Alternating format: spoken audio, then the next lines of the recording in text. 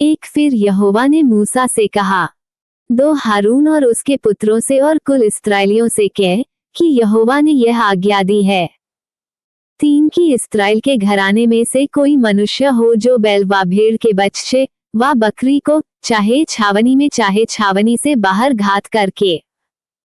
4 मिलाप वाले तंबू के द्वार पर यहोवा के निवास के सामने यहोवा को चढ़ाने के निमित्त न ले जाए, तो उस मनुष्य को लोहू बहाने का दोष लगेगा, और वह मनुष्य जो लोहू बहाने वाला ठहरेगा वह अपने लोगों के बीच से नाश किया जाए।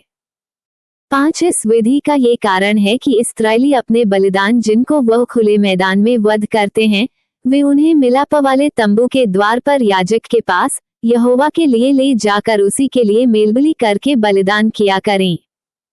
6 और याजक लोहू को मिलाप वाले तंबू के द्वार पर यहोवा की वेदी के ऊपर छिड़के और चर्बी को उसके सुखदायक सुगंध के लिए जलाए। 7 और वे जो बकरों के पूजक होकर व्यभिचार करते हैं, वे फिर अपने बलि पशुओं को उनके लिए बलिदान न करें। तुम्हारी पीढ़ियों के लिए ये सदा की विधि होगी। 8 और तू उनसे कह कि इस्राएल के घराने के लोगों में से व उनके बीच रहने हारे परदेशियों में से कोई मनुष्य क्यों न हो जो होमबलि व मेलबलि चढ़ाए। 9 और उसको मिलाप वाले तंबू के द्वार पर यहोवा के लिए चढ़ाने को न ले आए, वह मनुष्य अपने लोगों में से नाश किया जाए। 10 फिर इस्राएल के घराने के लोगों में से व उनके बीच रहने वाले परदेशियों में से कोई मनुष्य क्यों न हो जो किसी प्रकार का लोहू खाए, मैं उस लोहू खाने वाले के विमुख होकर उसको उसके लोगों के बीच में से नाश कर डालूंगा।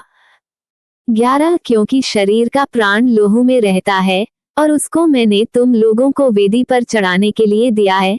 कि तुम्हारे प्राणों के लिए प्रायश्चित किया जाए, क्योंकि प्राण के कारण लोहू ही से प्रायश्चित होता है। 12 इस कारण मैं इस्राएलियों से कहता हूँ कि तुम में से कोई प्राणी लोहू ना खाए, और जो परदेशी तुम्हारे बीच रहता हो वह भी लोहू कभी ना खाए। 13 और इस्राएलियों में से व उनके बीच रहने वाले परदेशियों में से कोई मनुष्य क्यों न हो जो अयर करके खाने के योग्य पशु व पक्षी को पकड़े, वह उसके लोहू को उंडेल कर धूलि से ढांप दे। 14 क्योंकि शरीर का प्राण जो है वह उसका लोहू ही है जो उसके प्राण के साथ एक है, इसीलिए मैं इस्राएलियों से कहता हूँ कि किसी प्रकार के प्राणी के लोहू को तुम ना खाना, क्योंकि सब प्राणियों का प्राण उनका लोहू ही है, जो कोई उसको खाए वह नाश किया जाएगा। 15 और चाहे वह देशी हो व परदेशी हो, जो कोई किसी लोथ व फाड़े हुए पशु का मांस खाए वह अपने वस्त्रों को धोकर जल से स्नान करे और सांझ तक अशुद्ध रहे, तब वह शुद्ध होगा।